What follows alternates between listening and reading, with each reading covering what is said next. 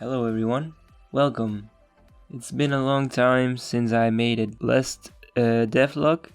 I know I've been quite busy with my new job, still trying to learn my new job, and I lost a little bit motivation to keep working on this game. For my platformer Kanga Jump, I made 2 levels.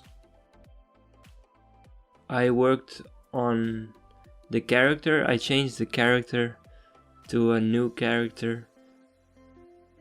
I also added a trap.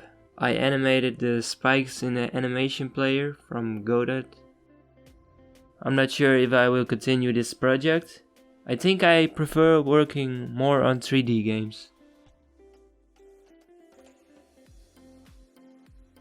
And I added coins.